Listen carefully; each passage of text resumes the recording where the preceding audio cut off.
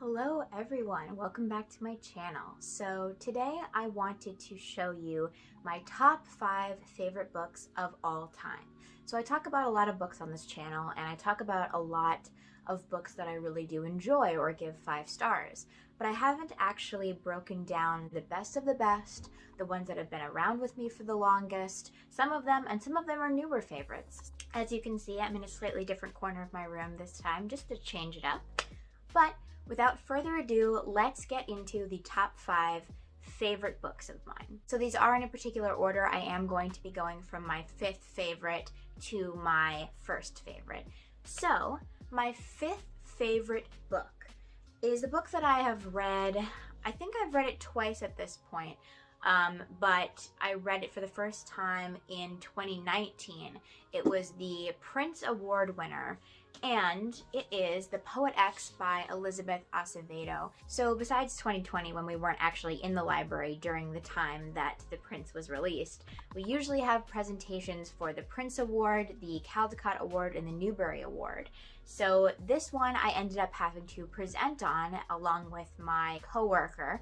And I read this for the first time just because I knew I was going to have to present on it, and my goodness, was I blown away. So this is a novel that is told entirely in verse, and it follows Xiomara as she is learning how to be a woman. She's really struggling with multiple identities. As a Catholic person, her family is very religious and goes to the Catholic Church, so she's wrestling with that. She's wrestling with her identity as a Afro-Latina woman. And it's just a very interesting combination of different identities woven together. And she's a poet, and so she writes poetry to kind of understand and deal with all the different feelings that she's having. And I won't spoil exactly what happens in the book, but I will say Elizabeth Acevedo's writing, especially her verse, is absolutely incredible. It is so touching. It's very accessible. It's easy to follow. It's not the kind of poetry that's really difficult to understand or get meaning out of. And I think that's necessary for a young adult book. This really touched me deeply in a lot of ways. I think that's why I loved it so much. I think just on a personal note, dealing with becoming a woman, especially within the concept of religion. When I was younger, when I was first kind of coming into my own as a woman, I was very involved in the church, and it was a struggle to kind of figure out if the things that I was being told about myself were true. So even though I don't understand necessarily the experience of being an Afro-Latina person, I think that there was a lot that I gleaned from this. And beyond the personal, I just think it's a beautifully written book, and I admire her writing so much, and I want to, hopefully one day I can be as good of a writer as Elizabeth Acevedo. But that is my 5th favorite book of all time, and I can see myself rereading this many, many times. Moving on to my 4th favorite book, I don't actually have it with me because my boyfriend is borrowing it, but it is I'm Thinking of Ending Things by Ian Reid. So this is a very recent read of mine in the scheme of things. It was, I believe, October of 2020, and I'm filming this in February of 2021. So I read it not that long ago, but it instantly became a favorite of mine. The way that it was written, it was so unsettling and so strange, and I did not know what was going on. I don't want to give you any plot because I'm sure you've heard of it, and 2, any plot that you know is too much plot. But it is it's a horror book, so just be warned about that. But gosh, that book completely overwhelmed me and was just completely crazy. So I had to put it on this list. I can see myself rereading it many times. Actually, I'm planning on doing a reread this year. It'll probably be like an October reread for me every year because, wow, I feel like there's so much to glean from it, even though I've already read it. So I'm going to be going back through that and annotating it this year, and that should be really, really fun too. So yeah, I'm Thinking of Ending Things does take my 4th favorite book spot, even though it is a newer addition to the list. So yes, I would highly recommend it if you are interested in the horror genre, like the thriller genre, and are ready to be unsettled, because it is completely unsettling. Okay, moving on to my 3rd favorite. This is a book that I have read I'm not sure how many times I've reread it. I've reread it a lot, and it is a pretty giant book, but it is Blankets by Craig Thompson. It is just absolutely huge, but it is a graphic novel that is kind of a memoir of Craig Thompson's life. And I read this maybe 2 years ago for the first time at my coworker's recommendation. She kind of believed that it would really help me out with a lot of decisions and identity issues that I was having at the time. And boy, did it have a huge impact on my life. So this follows Craig Thompson as a teenager, and he was very, very into the church atmosphere. He went to youth groups, he went to like lock-ins with the church and a bunch of different trips with the church, and was very, very Christian.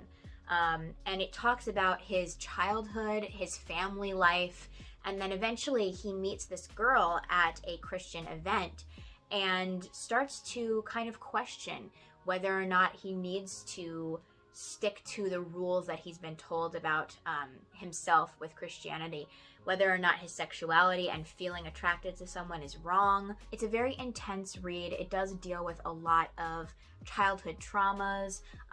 It talks, somewhat negatively about the church in some ways. I read this and I felt such a camaraderie with him, and I felt like I was finally being heard. And eventually he comes to a point where he's an atheist, and I think a lot of what happens throughout the book with this young woman that he meets has to do with, his ending up not really believing anymore. And though I don't find myself quite in the same spot that he does at the end of this, I just found it so cathartic to read, and it really helped me make some big decisions in my life about how I felt about myself and religion and purity culture and all of those big issues that happen in that particular faith. So I don't mean to offend anybody talking about this. This is just my personal journey with it, and this book really helped me with that, and that makes it one of my favorite books just on a personal level. Beyond the personal though, the art style is really, really pretty. It is black and white, but I really do like the art of this book.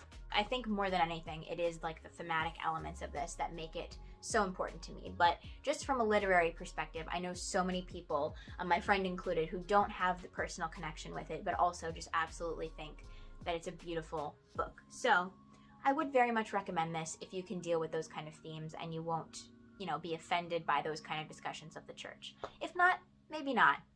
Maybe don't read this one. Either way, I love it so much. So on to my second favorite book of all time. This is a book that you've probably never heard about unless you heard me talk about it, and that is Surviving the Applewhites by Stephanie S. Tolan. And this is a book that I have read many, many times. I can't even count how many times I've read this. I think I read it for the first time when I was like 10 or 11, and I've read it so many times since then.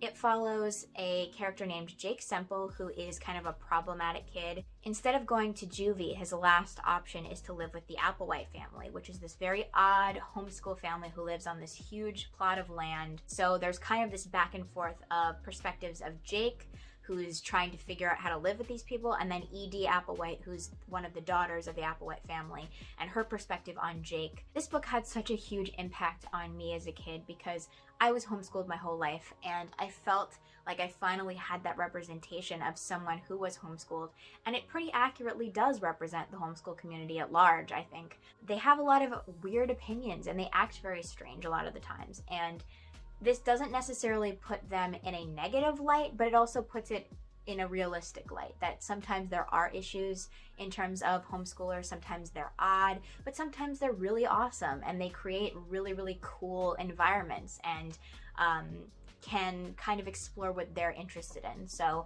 this was a huge book in my life. I've read it so many times, and every time I just feel this love and this camaraderie with the characters. And it's just really special to me, and I know that I'll probably read this many more times and read it with my kids. So yes, my second favorite book of all time. Okay, and finally it is time for the number one best book that I have ever read. My favorite book, the book I've read the most amount of times, and that is The Fault in Our Stars by John Green.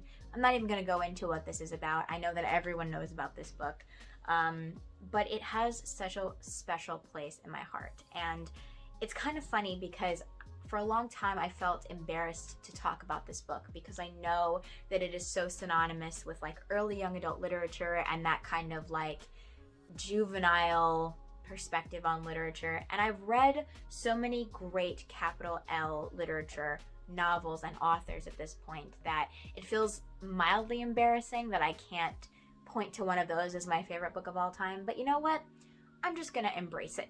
I think why this book has such a huge impact on me is just the fact that when I read it for the first time, I was so young.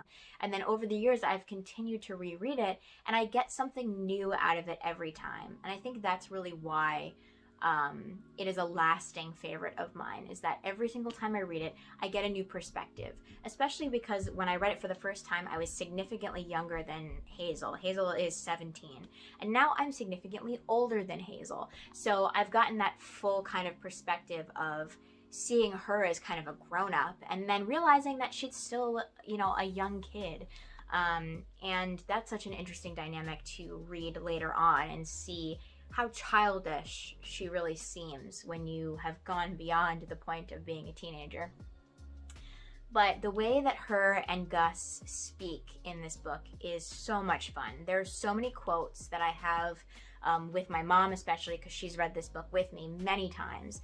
But so many quotes that I say all the time that come from this. So many like little phrases and things in this book that have just kind of become synonymous with me or have incorporated into the way that I speak, to the point where I'm rereading this book to my boyfriend right now, and he's like, oh, that's where that phrase came from that you always say, which I kind of didn't even realize was from the book, but I've read it so many times that it has just kind of melded with my own speech and way that I discuss things.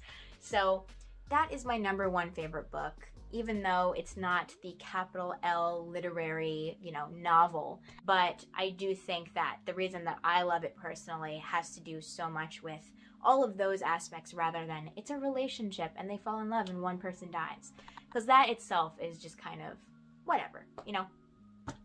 And I do have multiple copies of this book, by the way. I do have the hardcover copy, I have the movie cover copy, which is the annotated version that I've done, and I have this little tiny copy from Target, and it's so cute. So yes, I am a bit of a hoarder of the Fault in Our Stars books.